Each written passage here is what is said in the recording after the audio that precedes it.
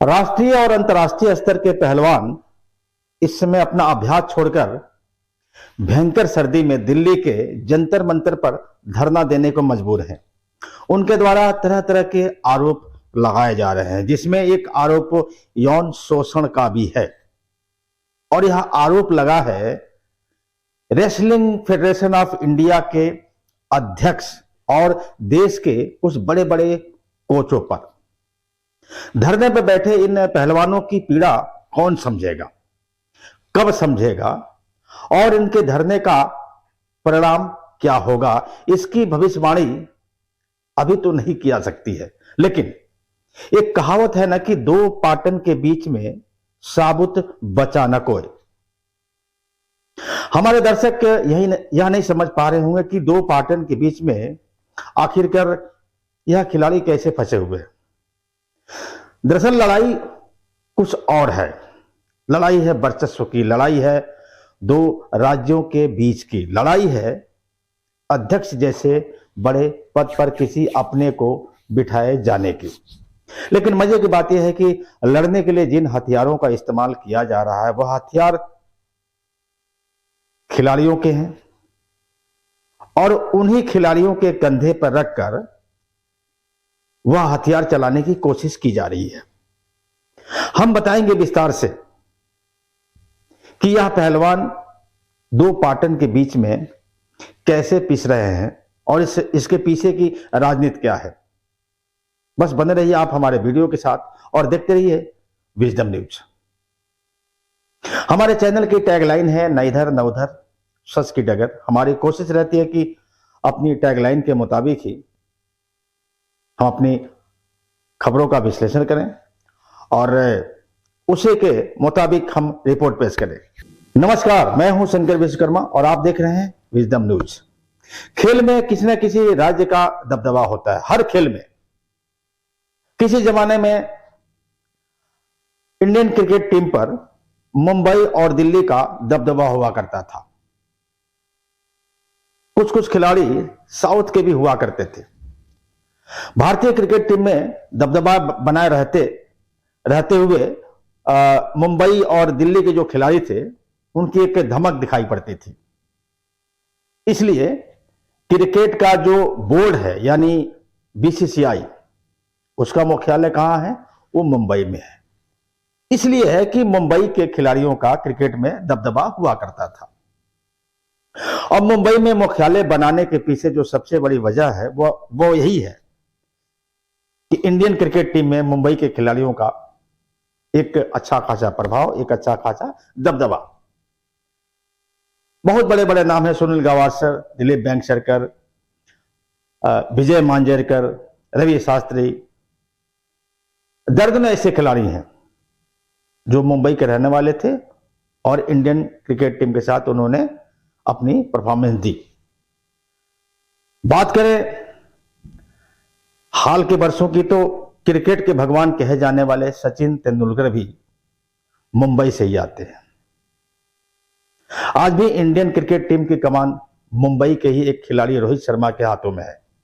लेकिन पहलवानी में ऐसा नहीं है। पूरी दुनिया को पता है कि भारत में सबसे ज्यादा पहलवान हरियाणा से निकलते हैं।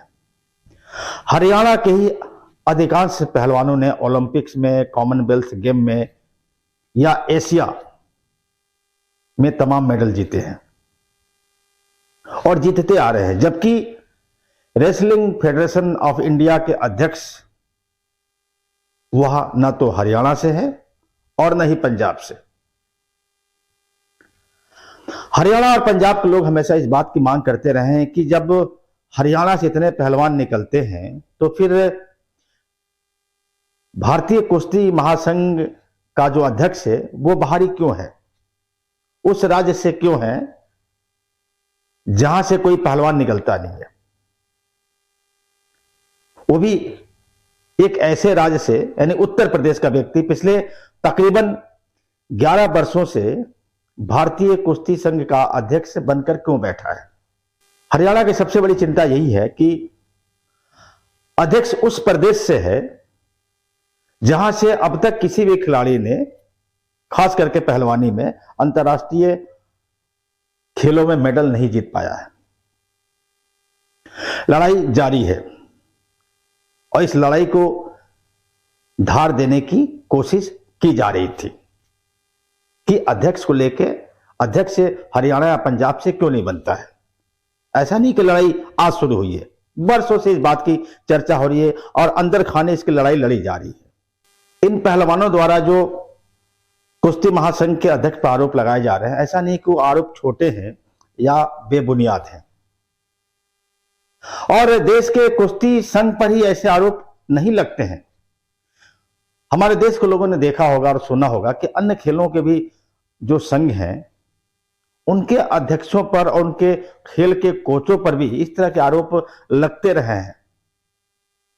उधर भारतीय कुश्ती संघ के वर्तमान अध्यक्ष जो कि उत्तर प्रदेश के गोंडा के रहने वाले भारतीय जनता पार्टी के सांसद हैं, उनका कहना है कि उन पर लगाए गए सारे आरोप बेबुनियाद हैं।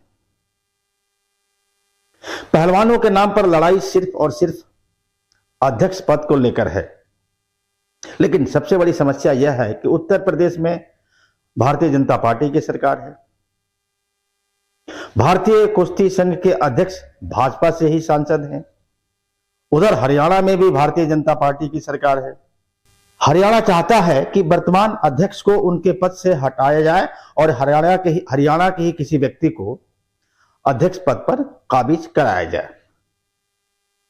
केंद्र में भी भारतीय जनता पार्टी की सरकार है। पहलवानों का मामला देश के खेल मंत्री अनुराग ठाकुर के पास पहुंच चुका है।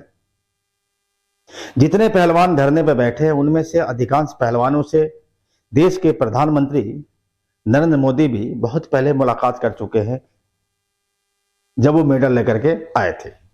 लिहाजा मोदी के कानों तक भी यह बात जरूर पहुंच गई होगी। ऐसे में सबसे बड़ी दुविधा भारतीय जनता पार्टी हाईकमान की होगी, क्योंकि जिसे हटाना है वह भी उन्हीं की पार्टी से है और जहां के व्यक्ति को अध्यक्ष बनाना वह भी उन्हीं की पार्टी वहां पर सरकार में है। दूसरी तरफ हरियाणा के मुख्यमंत्री मनोहर लाल खट्टर, जिन्होंने साफ तौर पर कह दिया कि बल्कि ऐलान कर दिया कि अगर पहलवान उनके पास अपनी समस्या लेकर आएंगे तो न सिर्फ उनकी समस्या को गंभीरतापूर्वक सुनेंगे बल्कि उनकी समस्याओं का समाधान भी कराएंगे।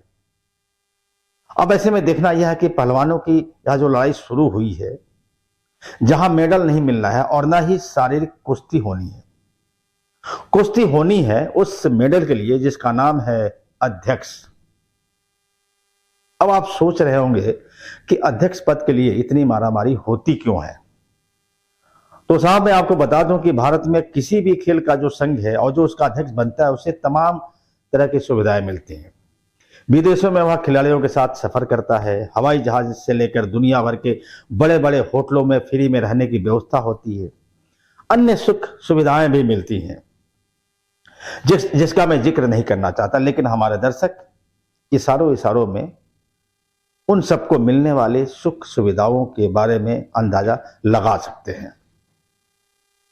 लेकिन सबसे बड़ा सवाल यह कि आज जिन पहलवानों को अभ्यास करना चाहिए था, जिन पहलवानों को अब ये चिंता करनी चाहिए थी कि अगला जो गेम होने वाला उसकी तैयारी कैसे की जाए, वो पहलवान आज इस सर्दी में धरने पर बैठे हैं।